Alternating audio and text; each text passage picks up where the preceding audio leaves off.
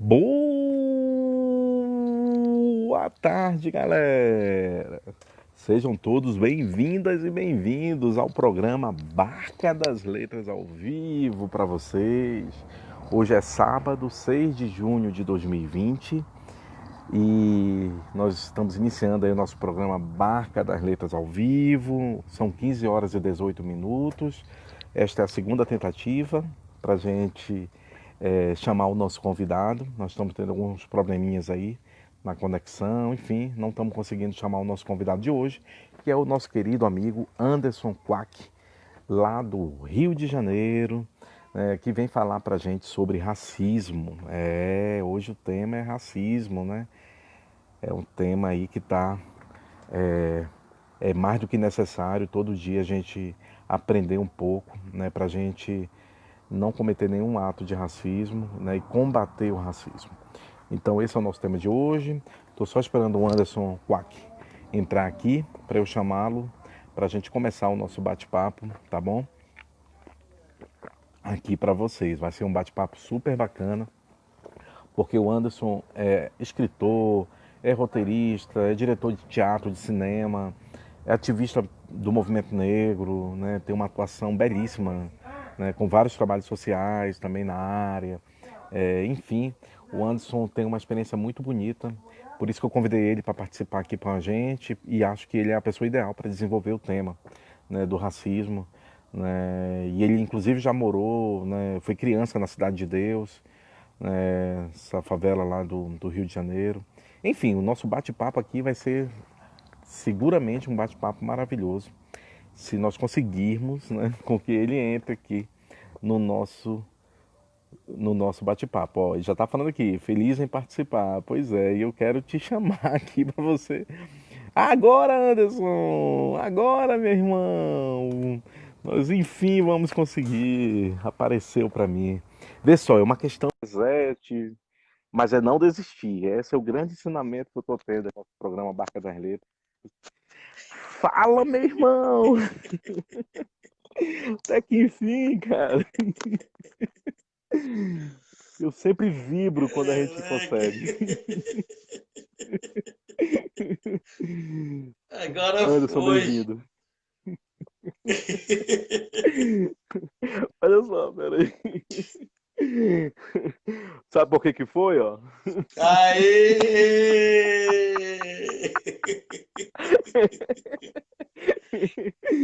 Muito bom. Ai, meu Deus, até mexi aqui na câmera. Mano, seja bem-vindo. Eu queria te agradecer, tá, por você ter aceito o nosso convite. É um prazer imenso voltar a falar com você ao vivo, assim, mesmo que não pessoalmente, né, por conta da pandemia. Mas é um grande prazer voltar a falar contigo. E eu já te apresentei, mas eu queria que você desse as suas palavras iniciais e também já começasse aí a falar um pouquinho aí da sua história, que é uma história linda que eu acompanho, né? E sei com os nossos amigos aí que estão aí ao vivo aí acompanhando a gente. Gratidão demais. Consegue me ouvir bem? Consigo. Tá show. Perfeito. Muito feliz de estar aqui, né? De como na própria luta, né, que o racismo nos impõe, né? Acho que hoje a gente acabou vivendo um pouco nesse início de live um pouco essa angústia, né? Dessa coisa que tem tudo para dar certo, mas que antes de dar certo, você tem que lutar, lutar, lutar e fazer acontecer. Não, a gente não pode desistir, né? E eu acho que a pauta do racismo ela é uma pauta muito cruel que a gente busca, sim, de alguma forma se aquilombar, né? Nos aquilombarmos e não tornar a pauta em si leve, mas conseguir, através da nossa leveza, construir novas pontes para transpor essas barreiras, porque de outra forma também, nós vamos ficar nos violentando, inclusive entre nós que estamos construindo essa sociedade sem a possibilidade de existência do racismo. Assim. Então, eu estou muito feliz de tá aqui. Eu consegui ouvir algumas vezes aí em que você estava me apresentando, falando, obviamente, né, que eu sou nascido e criado na Cidade de Deus, e fora as coisas que já está na descrição também, né, das minhas atividades profissionais, e também sou um Ogã de religião de matriz africana, de candomblé, de umbanda. Eu acho que essa foi a nossa primeira possibilidade de luta contra o racismo, a nossa primeira possibilidade de fortalecimento para encarar essas lutas. Então, tem muita coisa para a gente falar hoje. Assim, estou bem feliz de estar aqui. Trouxe para a live esse amuleto aqui. Ah! Com certeza. Espero que ele Com esteja sendo útil aí, assim, muito dentro do útil. seu contexto. Eu tenho outros também. Tem um do Ney Lopes que é fascinante, que o Ney Lopes traz essa coisa da cultura banto, da cultura nagô também. E aí eu fico fazendo links aqui. Isso tudo nos instrumentaliza para viver esses dias que a gente precisa viver, né? Enfrentar. Com certeza, com certeza. Nossa, que bacana. Estou muito feliz mesmo. Eu queria então, Anderson, que você começasse falando para a gente, né, o que é o racismo, na verdade, né? O que é esse racismo que a gente vive aqui no Brasil e que é negado, né, diariamente, primeiro pelas nossas autoridades máximas, né? E depois é negado e é praticado, né, mas é negado que ele é praticado, nas nossas lidas diárias, né, nas coisas mais simples de quando você entra numa loja ou vai no supermercado, né, fazer uma compra e o segurança te segue, né, enfim, ou que você vai comprar e a vendedora branca já te olha, né, já te despreza, né, enfim. São várias as narrativas, né, que a gente tem aí e testemunhos de que há racismo no Brasil, né? Então, eu queria que você explicasse um pouquinho para a gente o que é esse racismo, né? Sim. Olha, eu vou focar bem assim na questão do racismo no Brasil. Eu poderia trazer uma reflexão do racismo no mundo, só que o racismo no Brasil ele tem uma particularidade muito grande que nos difere, inclusive, enquanto processo da América do Sul toda, dos processos de racismo na América do Sul como um todo, e em outros países também. E no mundo, né, o racismo ele se dá de uma forma, digamos assim, diferente. As razões do racismo no mundo, elas são razões, digamos assim, mais globais e menos específicas, né? É uma ideia mais, digamos assim, clássica de uma raça superior à outra. Ponto. É basicamente isso que é o racismo no mundo. E com isso, obviamente, a Europa, de um modo geral, né, que saiu no mundo colonizando e etc. e tal, cumpre um pouco essa função, porém os Estados Unidos, que está aqui nas Américas também, na América do Norte, ele cumpre essa função também do racismo projetado para o mundo, né? Os Estados Unidos têm um histórico de racismo, por exemplo, com a comunidade asiática, com a comunidade latina também. Então, tem todo um contexto. Porém, isso é uma visão mais ampla, global, para identificar isso no mundo. No Brasil, a gente tem a seguinte atmosfera: temos 132 anos de uma abolição inconclusa. Então, isso é vindo de trás para frente, de 2020 até 1888, a gente tem uma recém-abolição inconclusa, feita de forma a não contemplar aqueles que estavam sendo abolidos. Em meio a isso, a gente tem 1889, uma república que não contempla, né, a abolição feita ainda pela monarquia em 88, muito pelo contrário, né, a república persegue os abolicionistas, entre eles André Rebouças, que era ali um notável negro, engenheiro, próximo à princesa Isabel, próximo ao conde D, o marido da princesa, que se afeiçoaram na Guerra do Paraguai. O André Rebouças, enquanto engenheiro, desenhou canhões que possibilitassem o Brasil avançar naquela guerra sangrenta ali do Paraguai. Então, o André Rebouças, junto com outros notáveis negros, e um dos maiores, o Luiz Gama, que não conseguiu ver a abolição, isso é uma das dores que eu tenho, mas acredito que ele, desencarnado, tenha conseguido pelo menos ver o trabalho A dele, luta, né? né? A luta dele. Então, assim, a gente tem esse período. Andando um pouco mais para trás, entre 1808 e 1888, quando a coroa portuguesa vem para o Rio de Janeiro, ela vem escoltada pelas tropas inglesas, porque as tropas inglesas estavam ali barganhando com o Brasil de diversas formas que o Brasil abolisse a escravidão, porque por interesses comerciais e também humanistas. Também não sou eu aqui que vou dizer que era meramente interesse comercial. Existia a parte comercial, que era grande, mas existia também os interesses humanistas por parte da Inglaterra. Beleza.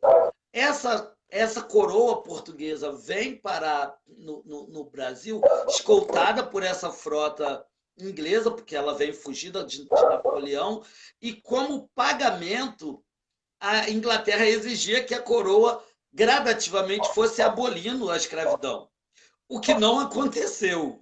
A coroa veio, voltou, e a escravidão não foi abolida. Ao avançar do tempo, em 1845, entre esse período de 1808 e 1888, várias leis conhecidas como para inglês ver, a lei do sexagenário, a lei do ventre livre, né, a lei Eusébio de Queiroz, e, enfim, um conjunto de leis, 3 leis, objetivamente falando, foram feitas no Brasil, conhecidas como para inglês ver, como um aceno de que o Brasil estava abolindo a escravidão, e ainda não estava.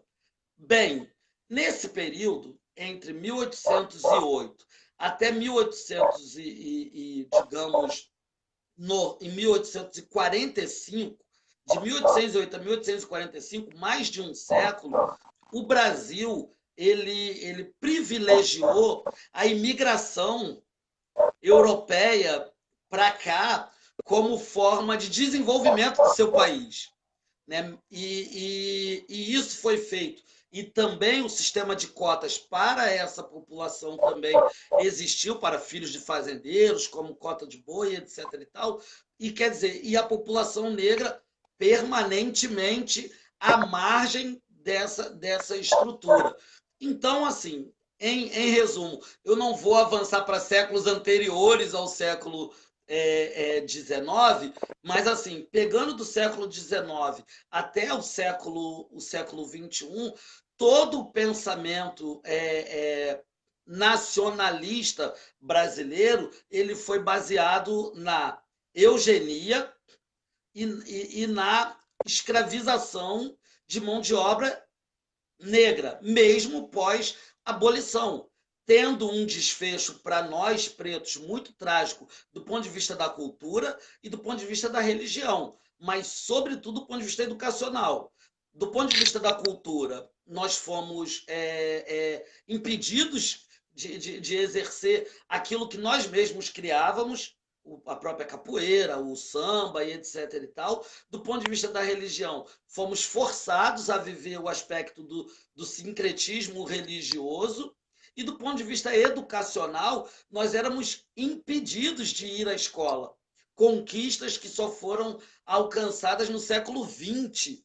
Ou seja, de 5 séculos que tem esse país, 4 e um pouquinho deles, nós pretos vivemos assim as piores agrúrias que um ser humano pode viver. E desse último século para cá, né, de 100 anos para cá, partindo dos 132 anos de abolição inconclusa, mas pegando a partir dos últimos 100 anos, a comunidade negra se organizou, inspirada em si próprio, né, em líderes como Zumbi, como Luiz Amaim, como Dandara e etc. e tal. Nos inspiramos em nós mesmos e começamos ali, então, a construir o que seria uma consciência negra, que hoje o presidente da Fundação Palmares, Fundação Cultural Palmares, que é a principal instituição que vem a nos, de certo modo,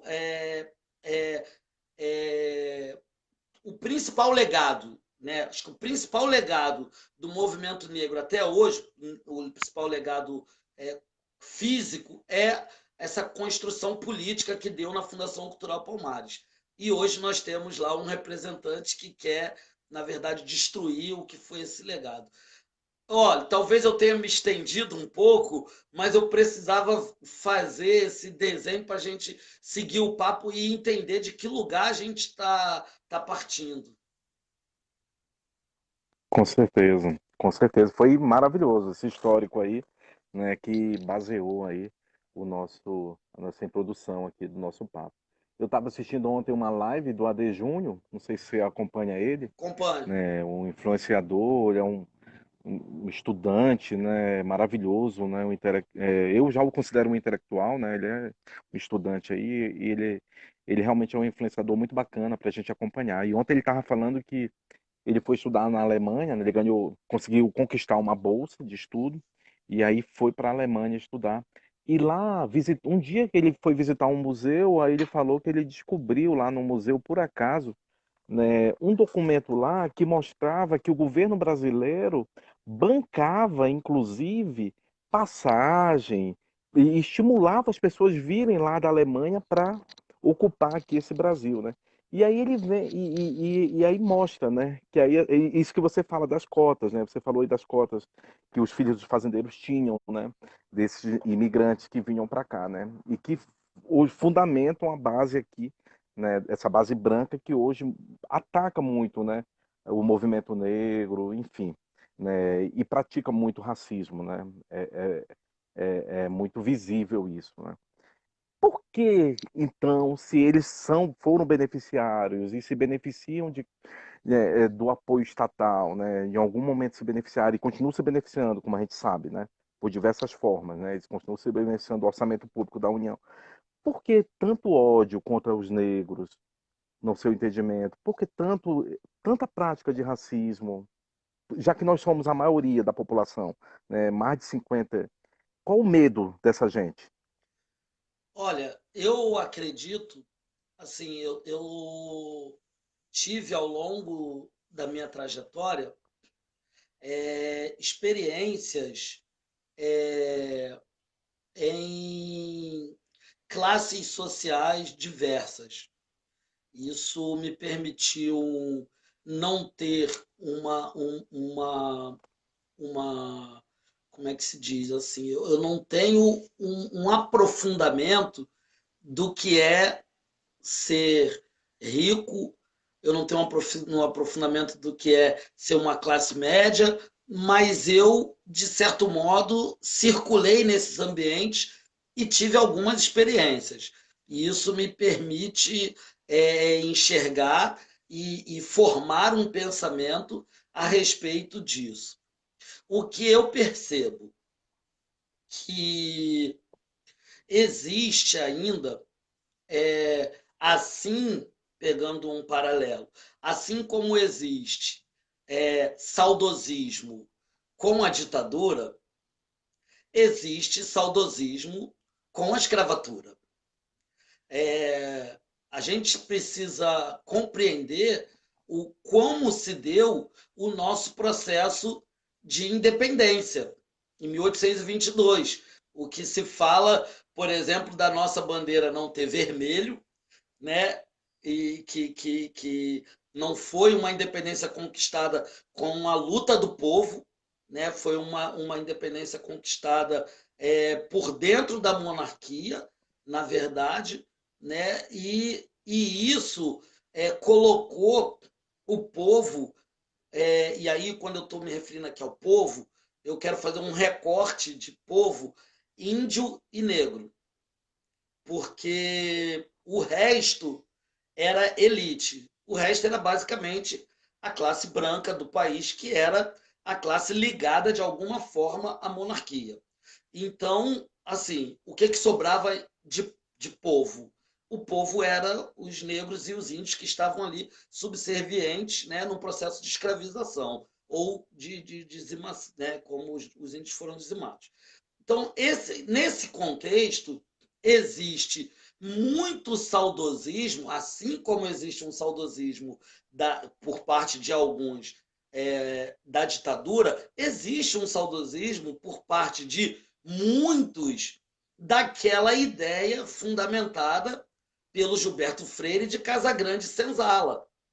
Então, assim, ao passo que a gente tem um episódio trágico agora com uma criança de 5 anos que é colocada no elevador e aí aperta-se um botão de cobertura. Estamos falando de uma criança de 5 anos, cuja mãe estava trabalhando, obviamente, e levando um cachorrinho para passear, cujo o patriarca dessa família, o marido, é prefeito de uma outra cidade de Pernambuco, com residência em Recife. Então, toda essa estrutura nos remete à capa de Casagrande Senzala, onde você tem, por dentro do texto do livro, uma ideia de convivência harmônica, mas na capa do livro você tem uma criança, talvez da idade do menino que caiu do nono andar, montada em cima de uma mulher da idade da mãe do menino que caiu, e a criança branca brincando de cavalo, de burro, de sei lá o quê. Então, assim, existe por parte de muitos esse saudosismo. E o agravamento desse ódio, pegando esse último centenário já de pós-abolição inconclusa, surgir nomes como Abdias do Nascimento, sabe? Surgir nomes como Caó, como Benedita da Silva, como Lélia Gonzalez, surgir e não parar mais de surgir nomes que viriam a colocar o negro no centro da disputa por cada palmo de território desse país. Fosse através da Fundação Cultural Palmares, demarcando as terras quilombolas, fosse através desses negros que enveredaram pela política e estabeleceram lá leis como a lei do racismo, fosse por negros empresários que se desenvolveram no país e criaram os seus ativos e passaram a fazer parte da oligarquia brasileira, fosse através da comunicação social, que é o quarto poder, como nós vimos ontem no Globo Repórter e anteontem também na Globo News. Então, assim, os negros se organizaram, eles entraram na academia, eles é nós também, eu, você. Eu falo eles, mas estou falando aqui na terceira pessoa, mas vamos se incluir, né? Mas vamos se incluir nisso também. Até porque a gente é fruto de uma estrada que foi pavimentada por esses.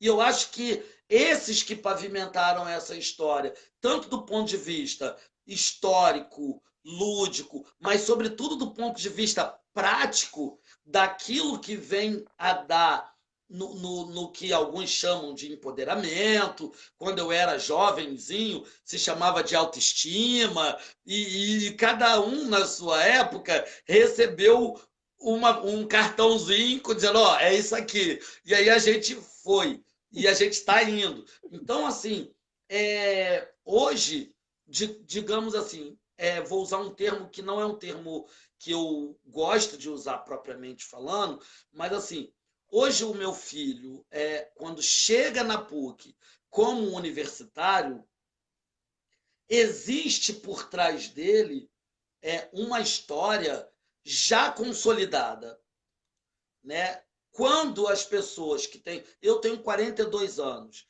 Então, assim, quando eu era criança, jovem, adolescente, etc e tal, aquela geração ali que culminou na geração hip hop, eu sou fruto dessa geração, né? Taíde DJ1, Racionais, MVB, o Câmbio Negro, aí Brasília, tem... Então, eu sou exatamente dessa geração que ganha vulto ali na São Bento, em São Paulo, e vai ganhar o Brasil inteiro, como dizia a música do Mano Brown, apoiado por mais de 50 mil manos e Minas, como disse o Mano X depois, né? Os manos Pô, as Minas Pá. Então, assim, todo esse cenário que era um cenário de total descrença desses saudosistas com a escravidão, porque o processo eugenista ele se dá de que forma? Em X anos, não ter essa classe, quer dizer, em X anos, essa etnia não sobreviverá. A ideia de eugenia que se tinha no Brasil era que os negros acabariam por si só. E isso não aconteceu, e nós estamos aqui para provar que isso não aconteceu. Além disso não E, acontecer, e, a- e acabaria, na ideia deles, é que eles acabariam com a gente nos matando na miséria, né, e na falta de oportunidades, e fisicamente também, né, com essas políticas policialescas. Seria isso? Essa ideia que eles tinham, esses supremacistas? Ou tem?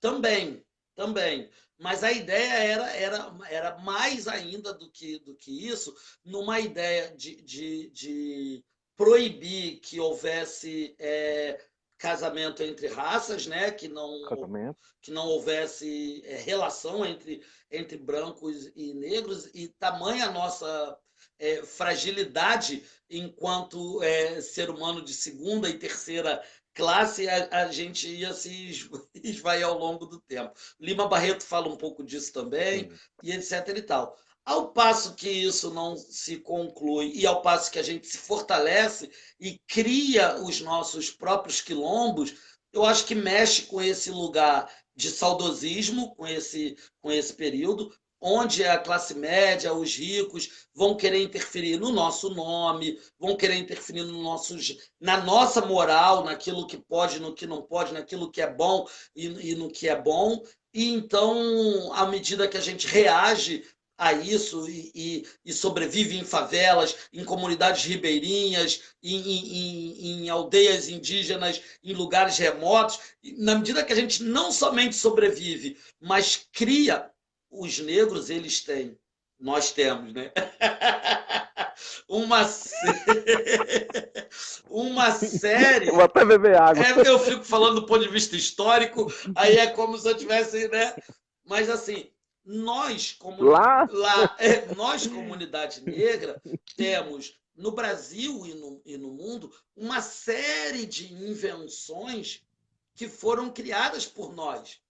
Então, além de nós não sucumbirmos, nós ainda ajudamos a modernizar o país, nós criamos uma série de ativos sociais, econômicos, do ponto de vista da engenharia, da arquitetura, da literatura, Machado de Assis, por exemplo. Enfim, e eu acho que isso tudo despertou e desperta ainda esse ódio e esse inconveniente nesses saudosistas, porque não é uma coisa geral, não são todos os brancos racistas, sabemos disso, não são todos os brancos saudosistas, sabemos disso, e sabemos também que temos muitos brancos aliados, como sempre estivemos em todo o processo histórico, desde antes da abolição, no decorrer da abolição e hoje ainda. Com certeza, é que nos ajudam nessa luta, né, antirracismo, né? E você falou muito aí na Fundação Palmares, no movimento negro, né? Se a gente ficar parado, né, só esperando, né? Acontece algo de positivo, a gente vai conseguir políticas públicas, a gente vai conseguir oportunidades justas e iguais para todos, de fato, né? Incluindo a gente, negros, né? Que somos maioria, como eu já disse. Ou é necessário um movimento negro, né? Uns movimentos, né? A gente fala em um movimento negro porque tem essa concepção da união dos movimentos, né?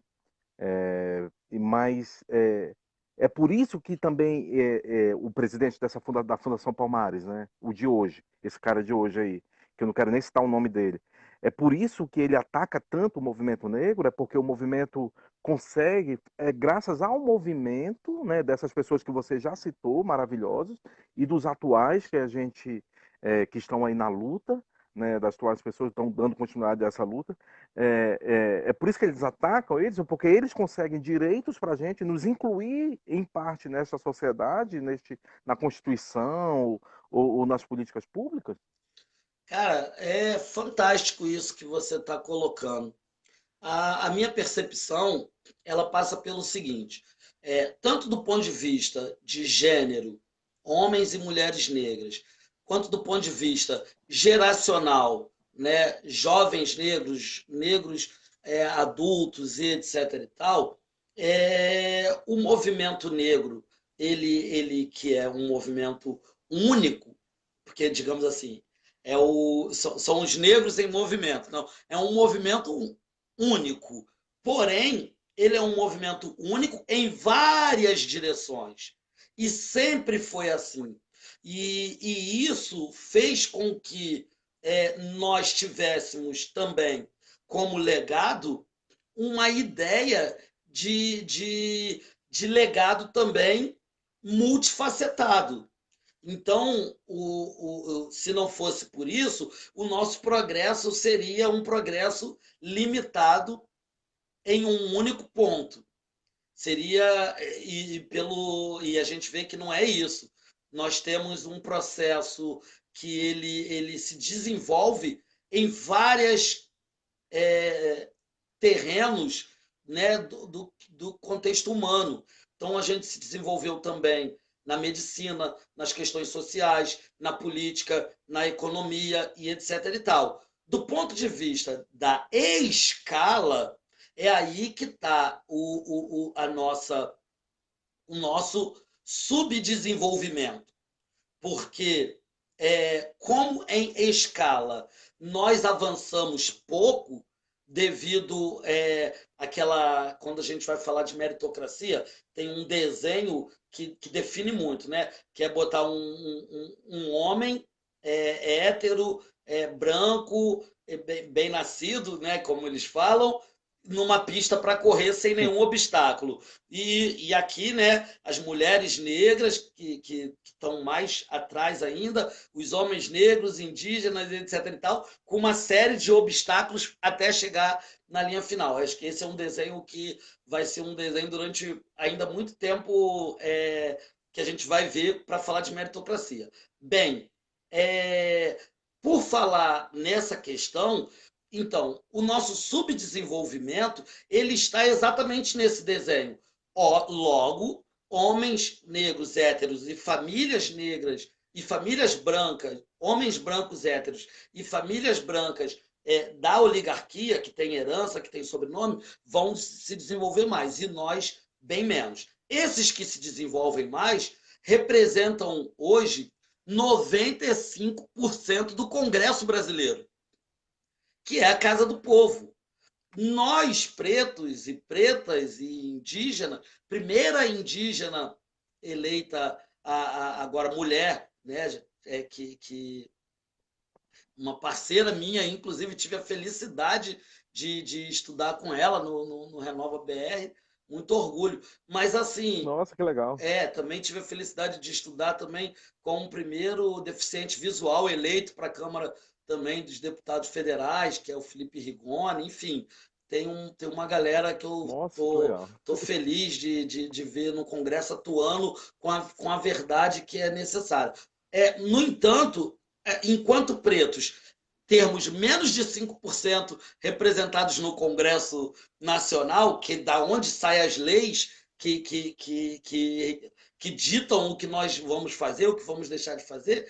Então, assim, daí a gente entende muita coisa, tanto do processo genocida do ponto de vista do negro em geral, mas da juventude negra, do processo genocida obstétrico, sobretudo com as mulheres negras, com uma ideia nefasta de que a mulher negra não sente dor e aí por isso É mais forte? não recebe anestesia e etc e tal. Todas as doenças que geradas, né, ou melhor, que acometem mais a população negra, como anemia falciforme, diabetes, pressão alta e etc e tal, doenças essas que foram ainda, que são herança maldita do processo do período de escravização, de escravidão no Brasil. Então, isso tudo faz com que, sobretudo, homens estejam confortavelmente 28 anos de carreira política só no Congresso Nacional, como é o caso do nosso presidente hoje, que faz com que esses homens fiquem confortavelmente no Congresso Nacional, legislando para aqueles que não são a maioria da população e, pior que isso, né, legislando de forma unilateral, porque uma vez eleito, todos os legisladores, todos os deputados, deputadas, senadores, senadoras e etc e tal, precisam legislar para todo o país, né? Obviamente que todo político vai ter ali a sua base, etc e tal, mas o país precisa ser visto com unidade, o país não pode ser visto com esse descaramento que a gente vê. E aí nos força, enquanto movimento negro, a pleitear políticas de cota como reparação, nos força a pleitear, através desses movimentos, acessar o que está na Constituição Federal. Então, muitas pessoas que questionam cota, questionam isso, questionam aquilo, não conseguem sequer enxergar, né, a falta do reflexo da Constituição Federal nessas populações, que ao longo do período foram na contramão do que diz a Constituição Federal, sendo marginalizadas, sem direito ao básico que está no artigo 5º, sem direito à saúde, sem direito à moradia, sem direito à educação. Então, assim, é, é muito necessário que a gente consiga crescer essa fatia que o movimento negro vem há anos lutando, de negros nos altos escalões da sociedade, não somente, obviamente, para ter negros nos altos escalões da sociedade, mas a gente não pode ter apenas juízes brancos batendo martelo e encarcerando negros à torta e à direita por qualquer motivo e dando prisão domiciliar àqueles que de fato operaram causando um mal tremendo, ocasionando fome, ocasionando falta de moradia, ocasionando uma série de danos a uma população de mais de 54% da população brasileira, porque aí, obviamente, não só incluindo negros e pardos, mas também indígenas, comunidades ribeirinhas e uma série de outras pessoas que estão ali também à margem daquilo que preza e que deve ser preservado a Constituição Federal. Então, assim, a gente precisa avançar muito, não só na questão da política, aumentar essa fatia de menos de 5% de negros no Congresso, mas também no Legislativo e em todas as áreas que envolvem, né, a nossa sociedade. Com certeza. E a gente estava nesse caminho nos governos anteriores, né?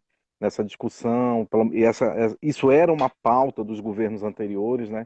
Mas com a eleição deste presidente que aí está, né, declaradamente racista, né? Ainda na época da eleição, quem não lembra dele lá na Hebraica, aí no Rio de Janeiro, né, falando que foi visitar o Quilombo e que os negros de lá mais magros não servia nem para reproduzir, que é eugenista, né, que toma leite em live recentemente, justamente no dia ou no dia seguinte à morte lá do americano, né, do George Foster, enfim.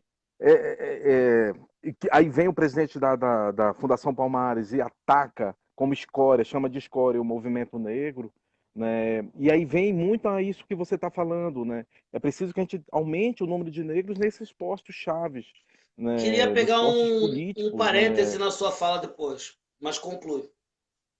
Pois não.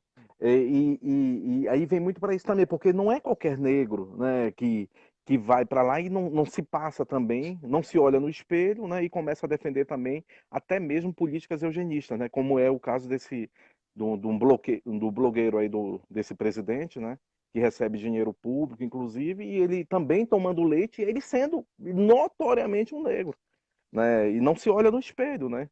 Então, assim, é preciso realmente escolher uma forma consciente, né? A nossa população negra, principalmente, tem que ter essa consciência, né? Que eu não sei como que a gente vai atingir isso, né? Já que não tem acesso à educação, né? Já que as pessoas são excluídas propositalmente, tem os meios de comunicação martelando 24 horas na cabeça das pessoas, né? Que enfim, né, fazendo a cabeça mesmo, né, as mentes e as cabeças para que as pessoas não lutem pelos seus direitos, né, não se vejam negros como são, enfim. A gente também vê muito negro atacando a gente mesmo, né, as nossas políticas, atacando o movimento negro. Enfim, eu não sei muito bem como a gente vai sair disso, a não ser estudando e procurando se informar, né? Mas eu não sei como a gente vai atingir as grandes massas, né? E eu acho que esse é um questionamento até mesmo do movimento negro, né? E você também afirmou, falou aí sobre as prisões, né? Que estão cheias, né, de negros, né? Muito mais do que os brancos e às vezes cometem o número de crimes que são cometidos é menor pelos negros, né? Eu, inclusive, até printei aqui uma tela da Juliana Borges, que é uma outra pessoa que eu sigo, né? Uma estudiosa aí do movimento negro, né? Aí ela afirma, eu quero ler aqui para você, né? A afirmação de que negros cometem mais crimes e são mais perigosos do que brancos é racismo, né? Aí ela fala aqui: negros são menos vezes considerados usuários, mesmo portando menor quantidade. 9,3% dos negros considerados usuários portavam, em média, 39,4 gramas de maconha. 15,2% dos brancos considerados usuários portavam, em média, 42,8 gramas de maconha. Negros são condenados com menores quantidades de entorpecente. 71% dos negros condenados por apreensão de maconha tinham, em média, 145 gramas de substância. E 64% dos brancos condenados por apreensão de maconha tinham, em média, 1,14 quilos de substância. 59,4% dos brancos são condenados, enquanto 68,8% dos negros são condenados. E aí? Isso é racismo, não é? Tem uns. Antes de eu voltar no parêntese que eu te pedi, tem um samba do Bezerra da Silva, não sei se você conhece, que ele canta assim: é que o 281 foi afastado, o 16 e o 12 no lugar ficou. Que é exatamente o que vem no início ali da década de 80 e tal, quando se percebeu que a questão da drogadição ela iria atingir todas as classes, que é onde eles usaram esse subterfúgio de tirar o artigo que era o 281 e que colocava todo mundo no mesmo pacote e criaram o 16 e o 12 para tratar um como usuário e outro como traficante. Porém, o que está registrado aí, né, que é a Luciana Borges, né, o nome. Isso, Juliana Borges. Juliana Borges nos traz é exatamente uma coisa que é de separar um para um lado e um para o outro, independente se a quantidade de grama é a mesma. Assim. O que eu ia pegar um parêntese, adorei essa reflexão que você trouxe aí, ela como um todo. Queria pegar um parêntese, porque, do ponto de vista da nossa análise política, sobretudo a nível federal, né, desde a República até os dias, desde 89 até os dias atuais, o que aconteceu? Esse ponto de vista do negro inserido nesse contexto, né? A gente tinha, dentre os abolicionistas que eram monarquistas e abolicionistas que eram republicanos. Então, os abolicionistas que eram monarquistas, isso é um dado curioso da nossa história, eles tinham uma guarda negra, que era uma guarda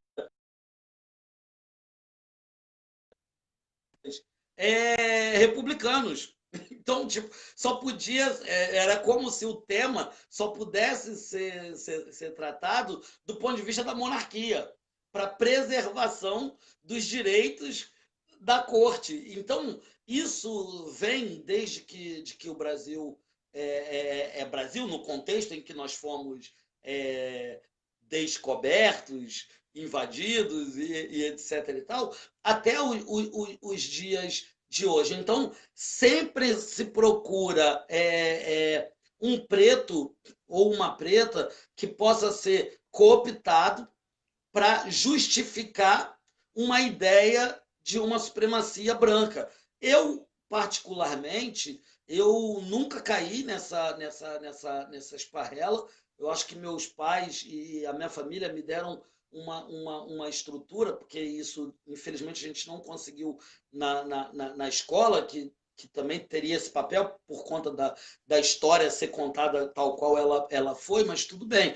Mas eu nunca caí nessa armadilha de atacar preto ou atacar preta e etc e tal, muito consciente desse papel. Na novela Tenda dos Milagres tem uma cena maravilhosa que o Tony Tornado faz um policial e ele vai reprimir um culto de candomblé, né? Tá tendo um xirê, um toque de candomblé na Bahia, e quando ele chega lá e o delegado dá ordem para ele perseguir as pessoas que estavam ali no terreiro, e quando ele vai atrás de um personagem, algum pega e ele acaba espantando o delegado. Cara, essa cena de Tenda dos Milagres é maravilhosa, assim, né? É Porque é revolucionária. revolucionária, porque hoje mesmo um grande irmão meu, Arifan, postou, que faz junto ao Aurê comigo, etc e tal, ele postou um vídeo do Abdias, que vai fazer um discurso, etc e tal, e ele sauda é, o, é, o, é, Olodumare, ele sauda Yansan, ele sauda Xangô, ele sauda Oxum, e ele vai falando do amor, Oxum, a deusa do amor, Yansan, a guerreira, Xangô com essas tempestades, e etc. e tal. E isso é muito importante para a gente saber que, no fundo, é aquela coisa que a gente fala, é som de preto, de favelado, mas quando toca ninguém fica parado. Né? No fundo, no fundo, no fundo, esse presidente da Palmares, né, assim como no peito do desafinado também bate um coração, no fundo, no fundo, no fundo, esse rapaz que está lá hoje, ele não resiste a um toque de tambor. Ele não resiste à força dos nossos ancestrais. No fundo é isso, mas ok se ele está servindo para prestar esse papel. Nosso papel é não concordar e sermos radicalmente contra, e aonde nós tivermos forças, usarmos para arrancá-lo, ele dirá, para que ele não envergonhe os nossos ancestrais e a nossa luta. Isso é fato, isso a gente não pode tolerar. O parêntese que eu havia pedido Com certeza. a você foi que, obviamente, o que seriam 16 anos de mandato progressista, considerando de Sarney a Bolsonaro, né? No meio disso, né? A gente passou por Collor, Itamar, passou por uma série de Fernando Henrique Cardoso e etc. e tal. No meio disso, chegando em Bolsonaro, a gente teve um governo mais progressista, que foi o governo do presidente Lula. Contudo, mesmo os progressistas no Brasil, mesmo a esquerda no Brasil, a bem da verdade é que não nos contemplam. A foto do governo do presidente Lula tem pouquíssimos. A primeira foto, a gente tem pouquíssimos pretos. A gente tem ministro Gil e tem a ministra Matilde, que assume a CEPIR, salvo engano. Então, assim, depois foi substituída pelo Edson Santos. E muito nessa ideia de substituir um preto por outro preto num contexto que está diretamente ligado à nossa raça, como a questão da CEPIR, que é a Secretaria Especial de Promoção da Igualdade Racial. Tivemos o Gil na cultura, tivemos o Orlando Silva no Ministério do Esporte. Do esporte. E depois o Joaquim Barbosa indicado para o STF e etc. e tal. Para o Supremo. Aqui e ali, continuamos com gatos pingados e por dentro de cada ministério, continuamos também com gatos pingados. Tivemos a ministra Nilma Lino Gomes na educação, por um período, tivemos a Benedita na assistência social também, por um período, mas assim, nas palmas de uma mão, a gente consegue contar esses acenos, que eu chamo de acenos práticos, para que a gente pudesse quebrar esse paradigma de miserabilidade. Porque é isso que a gente tem hoje no Brasil, um paradigma de miserabilidade, em que a gente não consegue sair desse círculo, porque a gente não consegue uma coisa que é fundamental para concluir esse pensamento do parêntese que eu peguei. A gente precisa de continuidade. Então, assim, do ponto de vista dos avanços que nós tivemos nesses que seriam 16 anos, que acabaram sendo 14, indiscutivelmente, quando a gente vai falar de política pública para preto no Brasil, tirando a Fundação Cultural Palmares, que foi em 1988, sancionada pelo presidente José Sarney, numa conquista do movimento negro, tirando este fato, o que nós temos de volume e desenvolvimento de política pública para preto foi toda feito nesses 14 anos de governo progressista. Isso é indiscutível e isso muda todo um cenário nacional de acesso à universidade, principalmente, e de distribuição, de transferência de renda, de cotas, não só nas universidades, mas em outros concurso meios, público, né? Concurso público, etc. E tal. Então, não podemos jamais, e não vamos, nem aqui, nem em qualquer lugar, negar isso e vamos reconhecer isso. Mas a gente precisa olhar para as novas possibilidades de governos progressistas, mais à esquerda, centro-esquerda, esquerda, e precisamos olhar com muita cautela e seriedade e dizer: existe uma população que vocês, nos governos municipais, estaduais e no governo federal, não têm dado conta. E essa falta de dar conta dessa população, dessa base, nos levou a esses governos que nós temos hoje, no Rio de Janeiro, por exemplo, Marcelo Crivella, Wilson Witzel e o presidente Bolsonaro.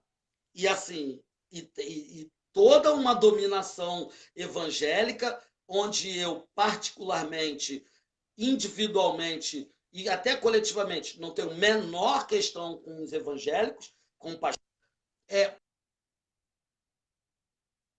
Porém, do ponto de vista político, isso é uma aberração. Essa mistura é uma aberração. Isso não pode acontecer. Né? O Estado é laico. E eu sempre questiono. Eu cheguei no Palácio da Guanabara, numa atividade alguns anos atrás, e tem lá um Jesus na cruz. né? No próprio Senado tem, etc. e tal. E eu sempre questiono. E aí os argumentos que se usam é não, porque isso já estava antes e etc. e tal. Para mim, esse argumento, sinceramente, não me contempla. Com certeza, com certeza. Pô, e aí você entra nesse campo, né, da religião, né, e aí a gente vê notícias a todo momento, né, dos ataques aos terreiros, às religiões de matriz africana, o próprio Inominável da Fundação Palmares atacando uma mãe de santo, né? E aí, racismo na cara dura e nada acontece, essas pessoas não acontece nada com elas, né? E não há uma posição mais dura, por exemplo, do Ministério Público contra as igrejas evangélicas, esses pastores que atacam, né, que não permitem com que as pessoas exerçam a sua religiosidade de forma livre, como é garantido na Constituição, né? O que fazer? A gente está cheio de inominável, né? Estamos cheios de inominável. A nossa história. É um governo de inomináveis. Cara, a gente. Só para dar uma descontraída aqui, porque o tema é pesado. A gente está aqui buscando a leveza, Pesado. essa pessoa que traz essa leveza, né? Tem essa áurea iluminada e que chega e muda a atmosfera do ambiente. E isso ajuda a gente a falar desses temas com um pouco mais de leveza que é necessário para o conteúdo entrar nos corações e nas mentes das pessoas. Mas o fato é que a gente está falando de questões que são bem barra pesadas e que, se a gente for falar como você trouxe, os números aí das questões relacionadas ao número de presos em função de porte de ilícito, de droga, se nós formos trazer à tona aqui todos os números do Brasil relacionados ao povo preto, assim, a gente vai querer mesmo ir para outra galáxia, porque a gente olha os números da Covid e se assusta. Mas se pensarmos e multiplicarmos a cada 23 horas morre um jovem negro, se pensarmos nos números de mulheres que são mortas com feminicídio ou que sofrem com a violência doméstica, etc. e tal, são todos esses números muito alarmantes, o número da fome, o número de moradores de rua. Então, assim, a gente precisa mesmo buscar esse lugar, digamos, de mais ameno para poder tratar dos temas e lutar com todo vigor e energia no campo que pede esse, que no Que é caso o preciso. Congresso e etc e tal, aí não tem que ter amenidade, não, tem que ir para cima É pau. e pau, não dá É, para abrir é mão. fogo nos racistas. Fogo nos racistas, não dá para abrir mão, assim. Mas, assim, do ponto de vista religioso, eu penso que o que eu tenho visto é que é uma coisa que o Ileaê, eu acho que talvez seja um dos pioneiros nisso, que é a questão da beleza negra. Ah, o Ileaê, que é um dos pioneiros nisso, ele nos trouxe muito essa ideia. Eu estou muito arrepiado e emocionado. O negro é lindo, todo esse conceito, ele vem para mim como um farol.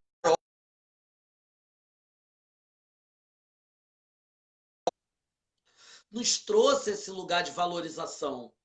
E essa beleza e essa valorização, e aí a gente pode chamar aqui também de autoestima, de empoderamento e etc e tal, isso veio também para o nosso sagrado. O nosso sagrado, e aí vou citar meu irmãozinho Arifan novamente, ele deixou de ser uma coisa restrita aos muros do Egbé e ele transcendeu esse lugar, sabe? A gente levou o nosso sagrado para a rua, os nossos torços, as nossas contas, os nossos orixás aqui, Omulu, dando muita força para nós nesse momento que a gente está vivendo de pandemia. É ele que está para nos amparar na nossa vida, mas todos os nossos orixás, tudo que a gente tem de belo e de bonito e de força, como eu falei aqui do discurso do Abdias lá atrás, isso tudo veio muito à tona. Então, voltando lá ao saudosismo que as pessoas têm da ditadura, ao saudosismo que as pessoas tinham Da da escravidão. escravidão, o saudosismo que as pessoas têm do sincretismo, da nossa região velada. Inclusive porque assim eles podiam ir fazer sossegadamente os seus ebós, os seus descarregos, receberem os seus curativos, porque era assim que acontecia. E não foi diferente quando a nossa grande matriarca, né, aqui do Rio de Janeiro, me faltou o nome dela, cura um político, se alguém lembrar o nome dela agora, Clementina não, Tia Seata. eu ia no Ah, armário, tinha eu Seattle, ia no cara. armário buscar a blusa dela. Para eu lembrar. Mas assim, porque, Você é porque igual eu, cara. Para eu não esquecer, eu vou comprando blusa dos temas, sabe? exatamente Não isso, posso cara. esquecer. Exatamente. Mas é isso que ocorre. Então, as nossas matriarcas e os nossos patriarcas também, espirituais, religiosos, os nossos ancestrais, eles, através das nossas rezadeiras, das nossas parteiras, então, tudo isso, mas sobretudo do ponto de vista religioso, que sempre possibilitou que esses, na surdina, fossem cuidados, e não é incomum você, né, saber que Juscelino tinha relação com religião de matriz africana quando chegou em Brasília, e tem inclusive coisas lá, o ACM. Então, assim, uma série de outros. E quando isso tudo vem para a sociedade de um modo geral, esses saudosistas que não querem que a gente toque o nosso tambor à luz do dia, não querem ver as nossas vestimentas, isso tudo vai entrar em conflito com uma sociedade também muito desinformada. O preconceito vem muito também da falta de educação e da desinformação, porque muitos dos que estão hoje aqui, no século XXI, sobretudo nessas 2 últimas décadas, e pegando até um pouco mais para trás, né? Vamos pegar aí da abertura, quando começa ali a abertura, de 89 até aqui. Então, assim, muita gente também já nasceu nesse contexto e tem preconceito por falta de informação, por falta de educação e por fake news, por uma ideia, às vezes, religiosa, cristã, sobretudo do neopentecostalismo, que incute na cabeça dessas pessoas que a religião de candomblé, que a religião de umbanda, as religiões de matriz africana de um modo geral, são mal, são o diabo, que não sei o que lá, que não Diabólicas. pode ser que lá, e que tem que exterminar esses. E a falta de educação, de conhecimento, de informação é tanta, porque se essas pessoas lessem a Bíblia en passant, esses fiéis jamais teriam essa postura. Jamais. Não precisa ler nem a Bíblia com profundidade. Saber de Gênesis a Apocalipse, não. Se lê ali, en passant, o Novo Testamento, não precisa entrar lá no Antigo Testamento, não precisa ler Ruth, Levita, não precisa ler essas coisas, não. Se pegar só ali de Mateus até o Apocalipse, a pessoa já tem uma ideia de que não foi isso que Jesus pregou. Que Jesus andou entre os bêbados, os enfermos, as prostitutas, e que ele pregou o amor, e que ele tem nos 4 evangélicos ali formas diferentes de falar com seus povos, falou com o povo romano, falou com o povo judeu, falou com a sociedade de um modo geral, falou com o povo grego, então buscou um mais letrado para conversar com o mais letrado, o guerreiro para conversar com o guerreiro, o judeu para conversar com o guerreiro, e um que representasse o amor para conversar com as pessoas de bom coração que estão espalhadas no mundo inteiro. Então, assim, a pessoa não precisa nem aprofundar na Bíblia para saber que o que alguns pastores pregam e incitam está completamente em desalinho, desacordo, em desagrado com o que eles defendem enquanto bandeira maior de pensamento cristão que é Jesus. Então, assim, não sei, a gente deve ter estourado o tempo aí pra caramba, mas eu fechei aqui esse pensamento falando de uma coisa que você colocou que é fundamental, que é o que as religiões de matriz africana estão passando. Uma altura dessa do campeonato em 2020, século XXI, não faz menor sentido. E a gente precisa. Aí é aquele lugar que a gente vai para a luta sem parcimônia, assim, porque não é possível admitir esse tipo de atitude. Só que quando a gente está falando de ir para a luta sem parcimônia, não é que a gente vai entrar em confronto corporal. Isso é uma coisa que atribuem a nós negros, que a nossa força está no braço.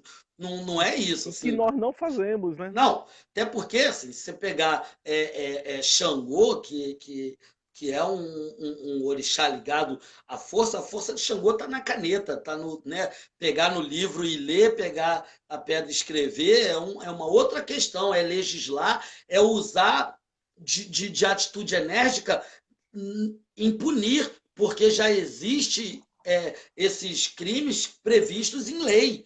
Então, assim, homofobia é crime, então racismo é crime, Racismo. racismo é crime, então a questão religiosa, então tudo isso precisa ser punido com rigor na forma da lei. Não, não estamos falando de confronto corporal aqui.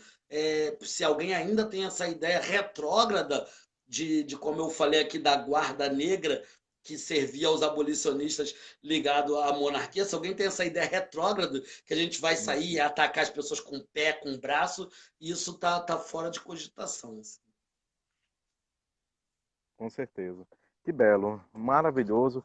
Realmente nós estamos aí chegando já, infelizmente, ao nosso final aí do nosso programa Barca das Letras, mas eu já quero te deixar o convite para você voltar mais vezes, para a gente até ter esse papo, né, com maior regularidade, a gente pode desenvolver outros temas, porque é tão amplo, né, o nosso universo de possibilidades de conversas, de bate-papos aqui, que eu acho que caberia aí a gente ter outras conversas com você, Anderson, porque é muito bom te escutar. E isso quem está falando não é só eu, tá? Seria suspeito até de falar, mas a Cláudia Cristina Puentes fala aqui feliz por escutar e um monte de coraçõezinhos. A Ana Paula aplaude aqui toda essa conversa. A Ivanise Risati, a nossa amiga que nos apresentou, que nos Isso. proporcionou o encontro, né, da Barca das Letras com você, com o Anderson, né? Enfim, foi maravilhoso lá em Roraima, durante a Feira de Ciências, né? A gente pôde se encontrar e se conhecer, né? Foi uma coisa maravilhosa e essa amizade perdurou aí até hoje, né? Já faz, acho que uns 3 ou 4 anos, acho que uns 3 anos já, né? Isso, Né, Anderson, que a gente se conheceu. 2017. E um abraço para Ivanise Risati aí, nossa grande coordenadora da Feira Estadual de Ciências lá de Roraima.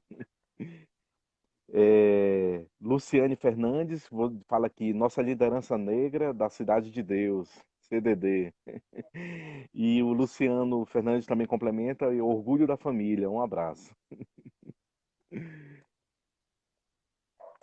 E então, Anderson, pegando um gancho aí no finalzinho aí da sua fala, eu queria que a gente, para concluir aí esse nosso papo, que você comentasse para a gente a força da cultura negra dentro do combate ao racismo, né? Porque a gente tem aí várias formas, né, de arte, né? A literatura que você já citou, Machado de Assis, né? Eu até trouxe aqui um pouco da minha literatura que eu compro, literatura negra, né? Escritores Axé. negros, enfim, aqui. né, que você falou do Ileaê, né? Aqui o Feijão, que ele foi um dos cantores do bloco. Não, do Ileaê não, ele foi do bloco Afro, Canto Negro, ele foi do Olodum, não, foi do Ileaê, foi. Paulinho Feijão, cantor dos blocos Afro, Melô, do Banzo e do Ileaê.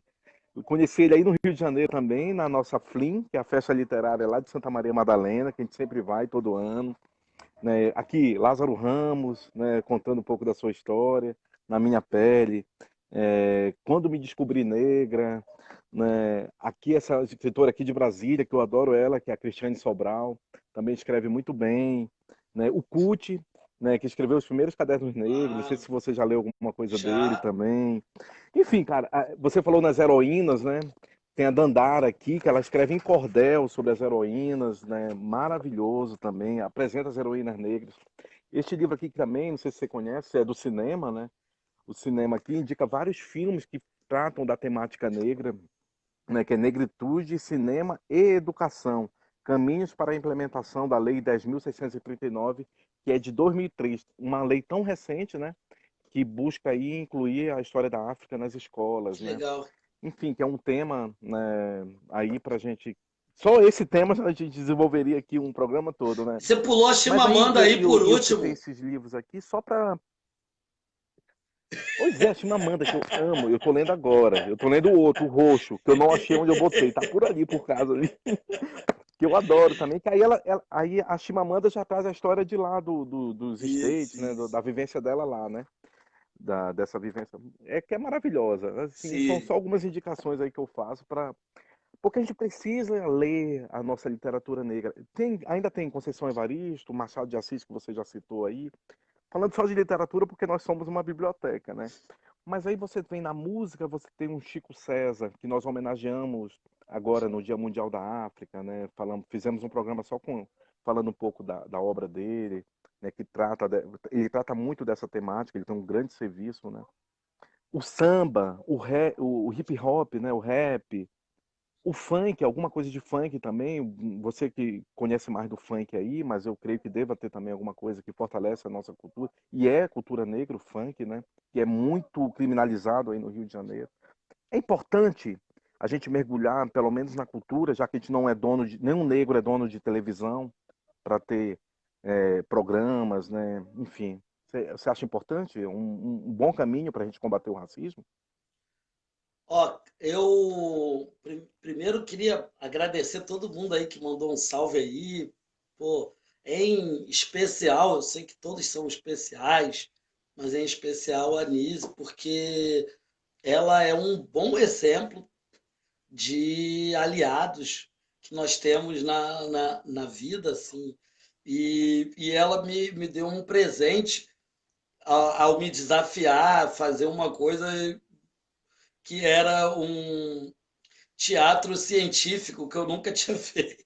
Então, tipo, foi um presente para Nossa, mim fazer um teatro científico e contar a história da criação e a partir da ciência, eu trago com muito carinho isso, e todas as pessoas que ela me apresentou, eu tenho muito carinho e relação até hoje, não só os que foram também meus alunos naquele contexto ali, né, de alunos e atores e atrizes também, né, mas no geral. Então, super beijo para a Nise em especial, e assim também agradeço a todos aí da nossa live. Cara, a força da cultura negra, você falou aí, a gente tem o cinema, que foi uma das coisas que você enfatizou também, o cinema é considerado a sétima arte, né?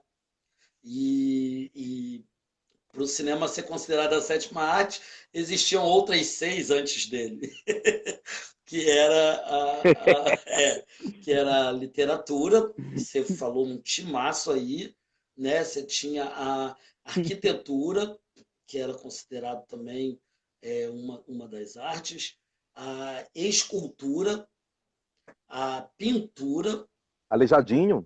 exatamente, as artes dramática e a música. As artes dramáticas envolvia dança e teatro. Então, assim, chegando na sétima arte, você falou aí do livro, mas a gente tem Zózimo Bubu, a gente tem Joelzito, eu mesmo, né? Cineasta também. Desculpa aí. Você tem Nós. 2 livros? Não, eu tenho um livro e participação em outros. Certo. E filme também. Filme eu tenho mais, tanto programa de TV como filme, etc e tal.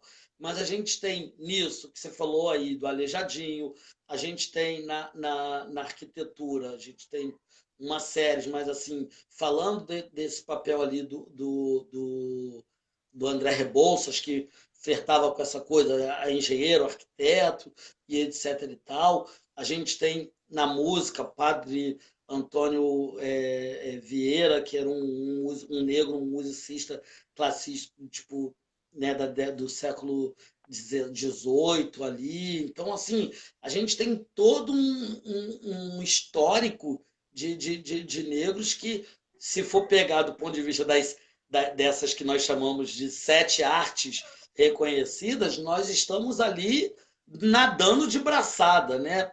Fora as artes mais contemporâneas, como você colocou o hip hop, o slam, o funk, o samba, que considerando também como música, mas também como uma cultura que se disseminou, o próprio jazz americano também, que acho que é uma coisa, o tambores afro-cubanos, reggae, Bob Marley, Bob reggae? Marley, totalmente. Estava subindo isso. Mas é exatamente isso. E a força disso é que no filme do Rei Charles tem uma cena que eu acho que eu vou concluir o pensamento dizendo que assim, a gente tem no Rio Mercedes Batista, que foi a primeira bailarina negra do Teatro Municipal. A gente tem Dona Ruth Cardoso, que foi a primeira negra atriz também. Então, assim, a gente tem, além desses que as pessoas ficam com essa coisa, o primeiro negro é a Lua, o primeiro negro é da Fórmula 1. Além disso, a gente tem muito mais do que isso.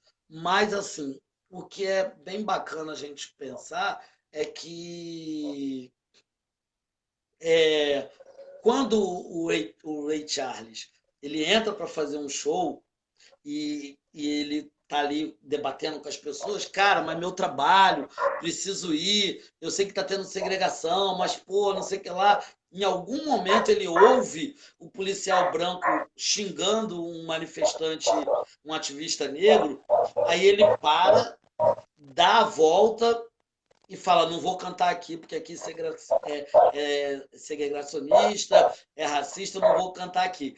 Então, assim, eu acho que a cultura negra, a força dela foi em ter mantido o seu papel artístico sem perder a força da luta e do combate ao racismo. Ela mantém o artístico, ela mantém a ludicidade, ela mantém a qualidade, o refino, o apuro, é arrojada, é tudo que uma arte precisa ter, e às vezes é até bruta, como a arte precisa ser às vezes também. Porém, ela não perde esse caráter. Então, assim, o ideal é que a gente possa viver num mundo em que a gente consiga fazer a nossa arte livre dessas questões. Mas a própria arte já é um lugar de manifestação. Então, ela sempre, em qualquer momento que ela estiver sendo feita, ela estará manifestando alguma coisa para o mundo. E se nós ainda tivermos que, ao longo da nossa existência, manifestar ela com esse recorte, não ignorando o que a gente está vivendo, assim nós faremos. Então, salve a arte e a cultura negra e todos esses grandes queridos, adoráveis que você apresentou aí. Alguns eu tenho uma amizade mais, né, pessoal, a Cristiane Sobral, pô, que é carioca, mora em Brasília, mas é carioca, próprio Lázaro, Lazinho, super beijo também, o Cut, que eu tive o privilégio de sentar para ouvi-lo num congresso na Bahia, que se chamava Fórum de Performance Negra. A Chimamanda, eu li-o para Criando Seus Filhos Feministas. Então, assim, e eu também não sou uma biblioteca, mas eu tenho um quadro no programa Espelho, junto com a Fernanda Felisberto, que nós damos dica de livros. Então eu também tenho um pouco essa afinidade, assim, além de conhecer alguns autores também pessoalmente. Cara, tô feliz demais, assim, gratidão. Eu que agradeço. Muito obrigado mesmo, Anderson. Eu queria deixar um abraço para Liz, tá? Sua irmã maravilhosa, amável. Diz que eu mandei um grande beijo aí para ela, um grande abraço. Ah, ela fala de você E a sempre. Ivanise. E ela sempre acompanha a gente, viu? Lá no Instagram, ela sempre curte. Eu fico ligado, ó, tô de olho. E a Ivanise Risati, a nossa amiga em comum, ela fala isso, foi em 2017, na FECIRD de 2017, e manda um abraço para nós dois. Axé, vamos nessa. Então, com isso eu te agradeço muito, Anderson. Muita saúde, muita paz. Se cuide aí, tá? Pra gente, depois dessa pandemia, a gente se reencontrar e tomar alguma coisa aí, e comer alguma coisa juntos, e curtir um cinema como da última vez, né? Eu, você e Verdade. Liz. A- Qual era aquele cinema lá que você Ponto, me levou? Em ponto, Madureira? Era ponto Madureira? Cine em Guadalupe. Guadalupe. Eu Subou. tentando me lembrar onde era mesmo. Guadalupe, ponto Cine em Ponto Cine Guadalupe. Guadalupe. É. Terra, o primeiro Maravilhoso. lugar onde Então, muito Caetano Veloso morou no Rio de Janeiro. Guadalupe, verdade, verdade. Caramba. Muito bom. Cara, muito obrigado então, tá Vamos bom? nessa. Valeu. E Axé, meu tamo junto irmão. aí. A hora que você quiser participar novamente aí, compartilhar os seus saberes com a gente, vai ser muito bom, tá bom? Axé. Beijo. Achei. Tchau, tchau. Até mais. Valeu. Valeu, gente. Até amanhã é dedicado às crianças o nosso programa, tá bom? Vamos ter uma galera bacana aqui no nosso programa Barca das Letras. A partir das 15 horas eu espero vocês por aqui. Falou, galera! Tchau e obrigado a todo mundo que participou aí. Tchau!